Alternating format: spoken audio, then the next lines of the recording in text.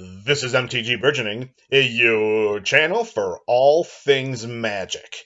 In this video, we are going to showcase the quintessential cards needed to build the core of a Vampire Tribal Commander deck with Varina, Lich Queen as the general.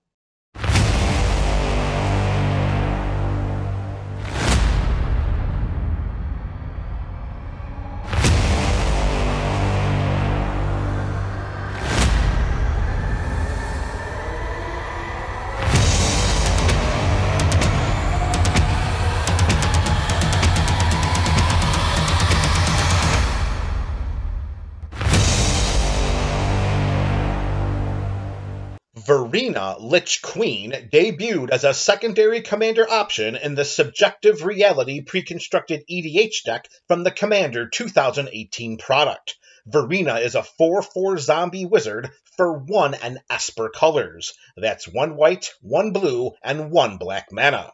Whenever we attack with 1 or more zombies, we draw that many cards and then discard that many cards. We also gain that much life. We also can pay 2 generic mana and exile 2 cards from our graveyard to create a tapped 2/2 black zombie creature token. For the purposes of maximizing our general's abilities, the core of this build will be inundated with zombie creatures and synergies, in addition to ways of creating zombie creature tokens. We also will reap peripheral on-theme benefits from Varina's triggered ability. With Varina providing a steady stream of card looting and life gaining, we will overwhelm our opponents on the path to imminent victory. Let's begin the core of this build with ways to strengthen and enhance our zombies. Diregraph Captain, Death Baron, and Lord of the Accursed give other zombies we control +1/+1. In addition to these Anthem effects, the Captain has target opponent lose 1 life whenever another zombie we control dies. The Baron gives other zombies we control Death Touch, and the Lord allows us to pay 1 and 1 black mana and tap it to give all zombies menace until the end of turn. We also have some zombie lords that provide graveyard shenanigans. Cemetery Reaper, Lord of the Undead, and Tomb Tyrant also give other zombies we control +1/+1. We can pay 2 and a black mana, tap the Reaper, and exile target creature card from a graveyard in order to create a 2/2 black zombie creature token. We can pay 1 and 1 black mana and tap Lord of the Undead to return target zombie card from our graveyard to our hand. We can pay 2 and a black mana, tap the Tyrant, and sacrifice a creature to return a zombie creature card at random from our graveyard to the battlefield. We can only activate this ability during our turn, and only if we have at least 3 zombie creature cards in our graveyard, which is a feat easier than Sunday morning with Varina on our side of the battlefield. For one last Anthem effect, Undead Ward Chief gives zombie creatures we control +2/+1. Note that the Ward Chief's +2/+1 ability also buffs itself. It also reduces the cost of zombie creature spells we cast by 1 generic mana. Buffing the power and toughness of our zombies is great. Enabling them with keyword enhancement is even better. Zombie Master gives other zombie creatures Swamp Walk, a form of unblockability made even more powerful by including a copy of Urborg Tomb of Yawgmoth into the core of this build. Zombie Master also provides a regenerate ability for other zombies as well. Note that these abilities are granted to all zombies in play, and not just ours. Hordewing Scab gives other zombie creatures we control flying, and whenever 1 or more zombies we control deal combat damage to 1 or more of our opponents, we may draw cards equal to the number of opponents dealt damage this way. If we do, then we discard that many cards. This is a powered-down version of Varina's ability, but some card-looting redundancy is welcomed in this build. Ratadrabic of Urborg gives other zombies we control vigilance, and whenever another legendary creature we control dies, we create a token that's a copy of that creature, except it's not legendary, and it's a 2/2 black zombie in addition to its other colors and types. Ratadrabic pairs wonderfully with Varina, particularly because the token copy is not legendary, allowing us to control 2 copies of Varina simultaneously, which also means a double dipping of her looting and life-gaining abilities. Mikaeus the Unhallowed gives other non-human creatures we control +1/+1 and Undying. When a creature with Undying dies, if it had no +1/+1 counters on it, then we return it to the battlefield under its owner's control with a +1/+1 counter on it. Although our zombie creature tokens will cease to exist once they hit the graveyard, returning any of the aforementioned zombie cards to play should provide us with a favorable tilting of the battlefield in our favor. Let's increase the number of zombies on our side of the battlefield with some zombie creature token producing spells and effects. Whenever we cast a zombie spell, Diregraph Colossus creates a tapped 2/2 black zombie creature token, and when the Colossus comes into play, it gets +1/+1 for each zombie card in our graveyard. We get all of this for the paltry investment of 2 and 1 black mana. Whenever one or more cards leave our graveyard, Tormod the Desecrator creates a tapped 2/2 black zombie creature token. Tormod pairs wonderfully with any of the aforementioned graveyard recursive abilities showcased earlier in this video. Whenever another zombie we control dies, if it didn't have Decayed, then Wilhelt the Rot Cleaver creates a 2/2 black zombie creature with Decayed. A creature with Decayed cannot block, and when it attacks, it is sacrificed at the end of combat. At the beginning of our end step, we may sacrifice a zombie. If we do, then we draw a card. Willy creates zombie tokens and provides a sacrifice outlet and card draw ability. Whenever Headless Rider or another non-token zombie we control dies, we create a 2/2 black zombie creature token. We can pay 3 generic mana, tap Cleaver Scab, and sacrifice another zombie to create 2 tokens that are copies of the sacrificed creature. Imagine targeting one of our zombie lords with the Scab's sacrifice ability. Due to their staying power on the battlefield, there are a slew of enchantments in the core of this build that assist with our zombie token production. Whenever a non-token creature we control dies, Open the Graves creates a 2/2 black zombie creature token. Curse of the Restless Dead is an aura curse that enchants a player, and whenever a land enters the battlefield under enchanted player's control, we create a 2/2 black zombie creature token with Decayed. Note that we can target ourselves with this curse. Continuing our enchantment-themed token production is Endless Ranks of the Dead. At the beginning of our upkeep, we create X 2/2 black zombie creature tokens, where X is half the number of zombies we control, rounded down. The more zombies we control, the more we create. As Reflections of Littjara enters the battlefield, of course we choose zombies, and whenever we cast a zombie spell, we copy it. Whenever a non-token zombie enters the battlefield under our control, Necroduality creates a token that's a copy of that creature. Note that the legend rule still applies secondary to the token-producing effects on these enchantments. If the zombie token is legendary, then either the corresponding card or the token copy must die when they are both in play. For burst token production, we have Army of the Damned and Tainted Adversary. The Damned creates 13 tapped 2/2 black zombie creature tokens. This sorcery also has a flashback cost of 7 and 3 black mana. If we cast this twice, once for its regular cost and once for its flashback cost, then we create 52 power and 52 toughness stretched across 26 bodies for a total of 18 mana. When the adversary comes into play, we may pay 2 and a black mana any number of times. When we do, we put that many +1/+1 counters on Tainted Adversary, and then we create twice that many 2/2 black zombie creature tokens with Decayed. Note that we do not need to cast Tainted Adversary in order to activate its +1/+1 counter and zombie token producing ability. It only needs to enter the battlefield to do so. For some zombies that give our zombie tokens some keyword abilities, we have Gleaming Overseer, Eternal Skylord, and Vizier of the Scorpion.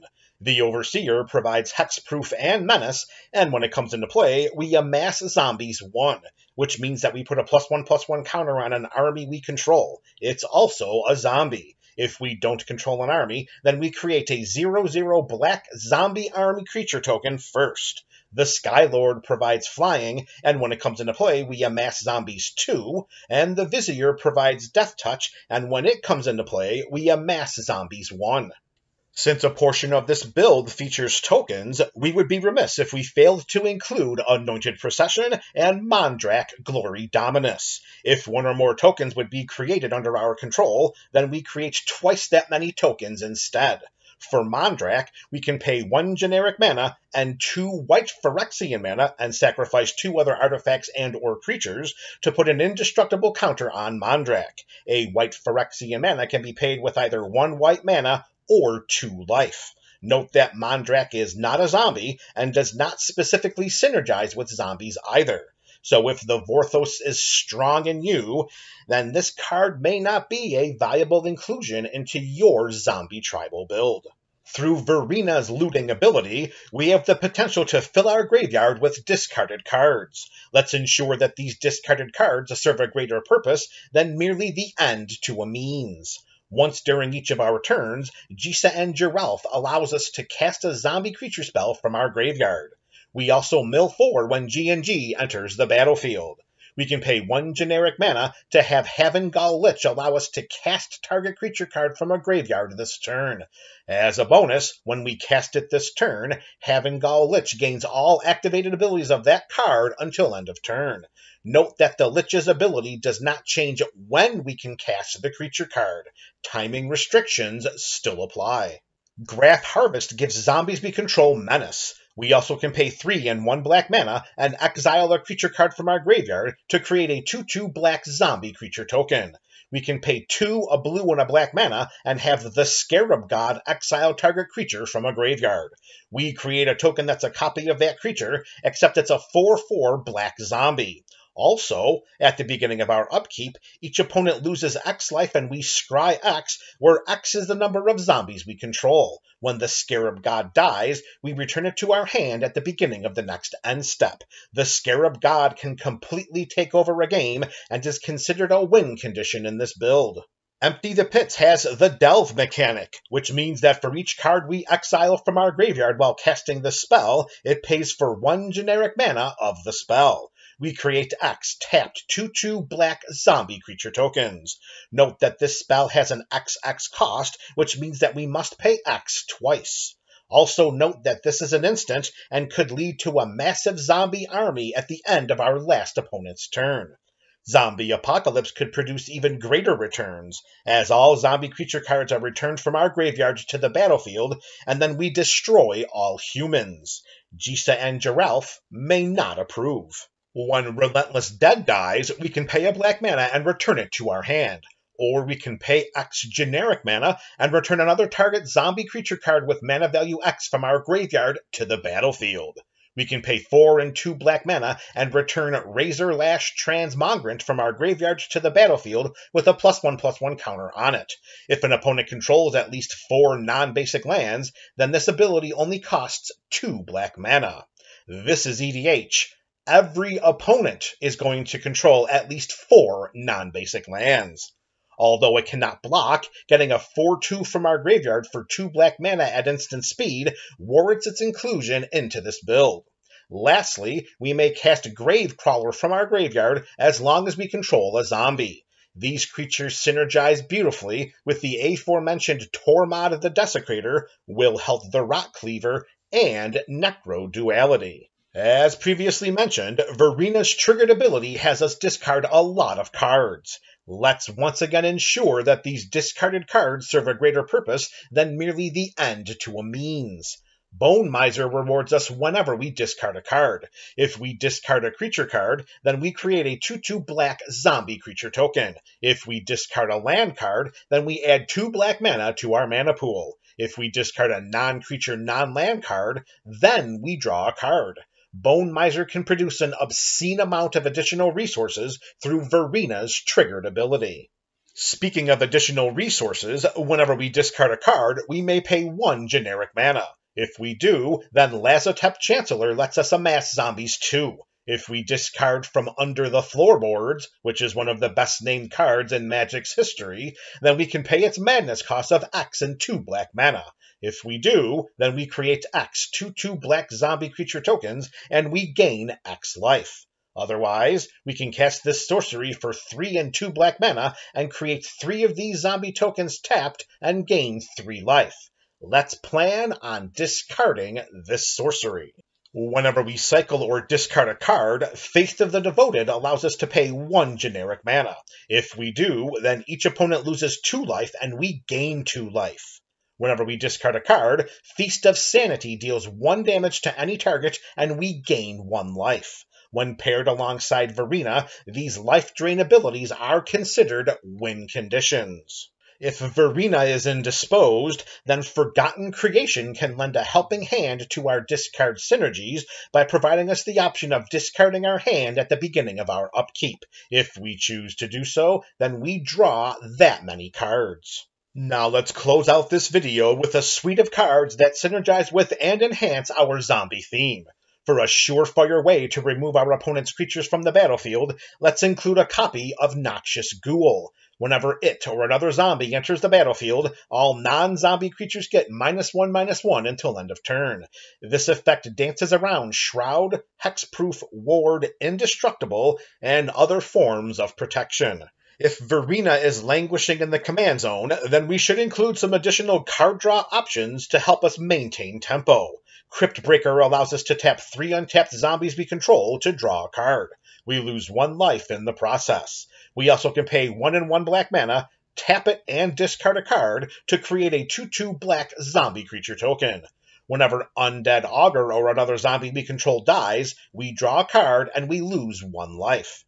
Following suit is Midnight Reaper, as whenever a non-token creature we control dies, the Reaper deals 1 point of damage to us, and we draw a card. For some library to the battlefield shenanigans, Empty the Laboratory has us sacrifice X zombies. We then reveal cards from the top of our library until we reveal a number of zombie creature cards equal to the number of zombies sacrificed this way. We put those cards onto the battlefield and the rest on the bottom of our library in a random order. Our zombie tokens make great sacrificial fodder for this spell, particularly if we are trying to enhance our zombie army with anthem effects or keyword enablement.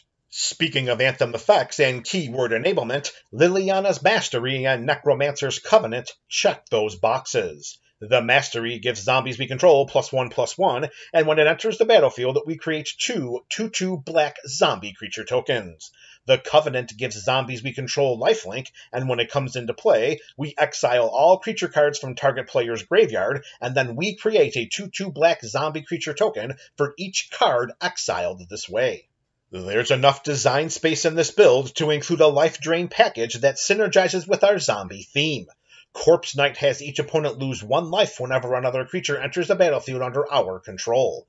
Wayward Servant follows suit whenever another zombie comes into play under our control, and we also gain 1 life each time it triggers. Whenever another zombie we control dies, Plague Belcher has each opponent lose 1 life. Whenever Vengeful Dead or another zombie dies, each opponent loses 1 life. Note that this ability triggers when zombies controlled by our opponents die as well. Of course, if we choose to pursue a life drain sub-theme in this zombie build, then we must include a copy of Grey Merchant of Asphodel. When it enters the battlefield, each opponent loses X life, where X is our devotion to black. We gain life equal to the life lost this way. To factor our devotion to black, we count the number of black mana symbols and the casting costs of permanents we control. As we have demonstrated throughout this video, we can easily recur and copy our creatures in this deck, which makes Gary a very viable win condition through his global life drain ability. Another must-include life drain card is Sanguine Bond, particularly when considering Varina's oft-forgotten life gain trigger. Whenever we gain life, target opponent loses that much life. If Sanguine Bond is in a build, then Exquisite Blood should not be far behind. Whenever an opponent loses life, we gain that much life. When paired together, we can drain our opponents of their life totals the moment any of them lose life, or the moment we gain it. And lastly, no zombie tribal deck would be complete without a copy of Rooftop Storm. It allows us to pay 0 mana rather than pay the mana cost for zombie creature spells we cast.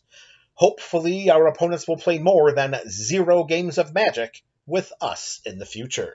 This video provided a blueprint for building the core of a Vampire Tribal Commander deck with Varina Lich Queen as the general. The cards showcased during this video are suggested options for crafting the thematic core of a Vampire Tribal EDH deck, in addition to providing ways of optimizing this theme. Removal spells, disruption, ramp, and the land base can vary from build to build, and also are dependent on metagame preferences and availability. In building around videos like this one, these deck components are left in the hands of each individual deck brewer. If you found this video appealing, then be sure to check out our other building around videos through the playlist on your screen. Also be sure to check out our other deck building series, and don't forget to let me know your thoughts about the core of this Vampire Tribal build in the comments section below. This is MTG Burgeoning, your channel for all things Magic.